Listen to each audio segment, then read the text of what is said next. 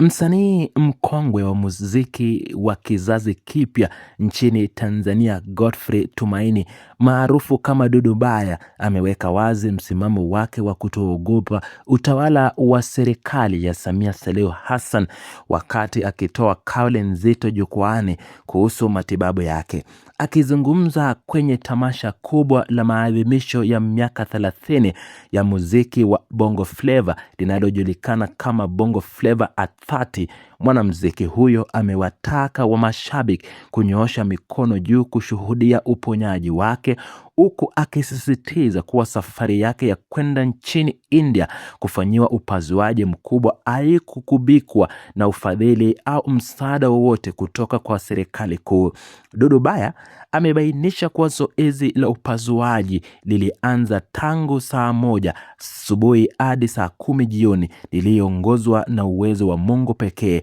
uliomwezesha kurudi nchini akiwa salama salimini na wenye nguvu mpya, jambo linalomfanya asimame kwa ujasiri bila kuhofia mamlaka yote inayoweza kujinasua kumsaidia katika kipindi chake cha changamoto za kiafya. Hatua hii imezua taharuki mkubwa miongoni mwa mashabiki waliofurika ukumbini, ikionyesha namna wasanii waandamizi wanavyotumia majukwaa ya burudani kutoa ujumbe wenye mlengo wa kiutawala na kupima kiwango cha uaminifu kwa serikali mbele ya umma. Mwenendo huu wa matukio unadhihirisha jinsi ambavyo Tanzania ya sanaa inavyoendelea kuwa uwanja muhimu wa kueleza changamoto za kijamii na kiuchumi, hasa pale watu mashuhuri wanapojitokeza kuweka wazi ukweli wa maisha yao bila kuwepo wa hofu ya kiusalama au kisiasa.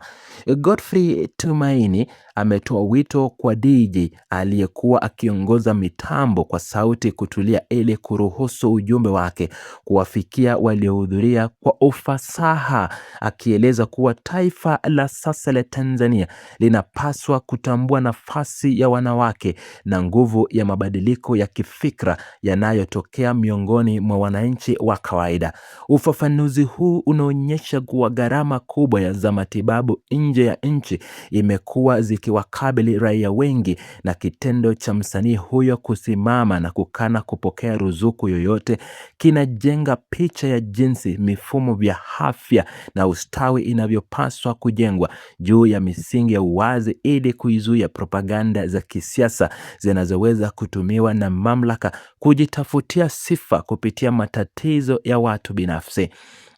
Mwingiliano huu wa sanaa na uwajibikaji wa serikali unakuja wakati ambapo mijadala ya kitaifa kuhusu matumizi ya rasilimali za umma na haki za kijamii imekuwa ikipamba moto kwenye majukwaa mbalimbali za kidijitali nchini kote. Uamuzi wa Dudu Baya kutumia jukwaa la miaka 30 ya Bongo Flava kueleza kuwa hakusaidiwa na serikali katika upasuaji wake wa nchini India unaleta taswira mpya ya uhusiano uliopo kati ya sekta ya burudani na watawala waliopo madarakani, ambapo mara nyingi wasanii wamekuwa wakitumiwa kusifu juhudi za viongozi, lakini safari hii mwelekeo umebadilika na kuwa wa ukosoaji wa wazi. Mashabiki waliojitokeza kwenye tamasha hilo wamejikuta wakishangilia kwa nguvu baada ya kauli hizo, hali inayothibitisha kuwepo kwa kiu kubwa miongoni mwa wananchi kuona watu mashuhuri wakisimama kidete kutetea ukweli wao bila kujali madhara yanayoweza kujitokeza kwenye shughuli zao za kila siku. Uchambuzi wa ziada wa kauli hizi unaonyesha kuwa sekta ya muziki inazidi kuwa sauti ya wasio na sauti, ambapo matatizo ya ukosefu wa bima za afya za uhakika na gharama kubwa za rufaa za matibabu ya nje zinaguza maisha ya Watanzania wengi wa kipato cha chini na cha kati. Dudu Baya ameongeza kuwa hataki kuongea maneno mengi yasiyo na tija, bali anachopenda kusisitiza ni mwelekeo wa sasa wa taifa ambalo linashuhudia mabadiliko makubwa ya kiutawala na kijamii chini ya uongozi wa Rais Samia Suluhu Hassan, huku akitaka umma uendelee kuwa macho na kufuatilia kwa ukaribu matendo ya viongozi wao. Tukio hili la kihistoria jukwaani linabaki kuwa alama ya ujasiri wa kibinafsi unaoweza kuamsha uelewa wa raia wengi kuhusu umuhimu wa kujitegemea kiuchumi na kutotegemea hisani ya watawala ambao wakati mwingine hutumia misaada kama fimbo ya kuzuia ukosoaji na uhuru wa kutoa maoni nchini. Mvutano huu wa kifikra unadhihirisha pia kuwa mifumo ya usimamizi wa matukio ya burudani inapaswa kuwa huru ili kuruhusu uhuru wa kujieleza kwa wasanii wanaotaka kuwasilisha hisia zao halisi kwa kushabikia wao wadhabi. Wasanii wengi wamekuwa wakikabiliwa na changamoto za kiuchumi pale wanapougua wagonjwa wakubwa wanaohitaji matibabu ya kupigwa nje ya mipaka ya Tanzania, jambo linalolazimu jamii kutafakari upya mikakati ya ulinzi wa afya kwa wadau wa sanaa ili kuizuia hali ya unyonge mbele ya mamlaka. Hatua ya Godfrey Tumaini kuweka wazi kuwa ukombozi wake wa kiafya ulitokana na uwezo wa Mungu pekee bila mkono wa serikali inaimarisha mtazamo mkubwa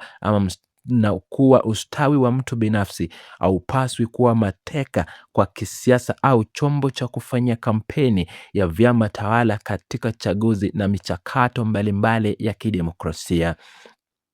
Wachambuzi wa masuala ya kisiasa na ya kijamii wamebainisha kuwa kauli za Dudu Baya zinaonyesha uwepo wa mtazamo mpya miongoni mwa kizazi cha zamani cha Bongo Flava ambao hawaogopi kupoteza fursa ya kibiashara ili mradi tu waweke kumbukumbu sawa mbele ya umma unaowafuatilia kwa kiwango mitatu. Tamasha hilo la miaka 30 ya Bongo Flava limekuwa na umuhimu mkubwa wa kihistoria na kuigizwa kwa ajenda hizo za kiutawala kunalifanya kuwa tukio linalovuka mipaka ya burudani na ya kawaida na kuingia kwenye nyanja za uchambuzi wa hali ya maisha ya kisiasa za nchi. Raia wameendelea kutoa maoni yao mbalimbali mtandaoni wakiongeza uaminifu huo na uamuzi huo wa kusema ukweli bila kumunganya maneno, huku wito ukiongeza kwa wasanii wengine kufuata nyayo hizo za uwajibikaji na kutetea maslahi mapana ya jamii nzima. Mwisho wa matukio haya kwenye tamasha la Bongo Flava unathibitisha kuwa ujasiri wa kusema ukweli jukwaani una nguvu kubwa ya kubadili fikra za mabadiliko na mashabiki na kuleta mjadala mpana wa kiutaifa kuhusu nafasi ya serikali katika kuhudumisha raia wake bila ubaguzi au upendeleo wa kisiasa.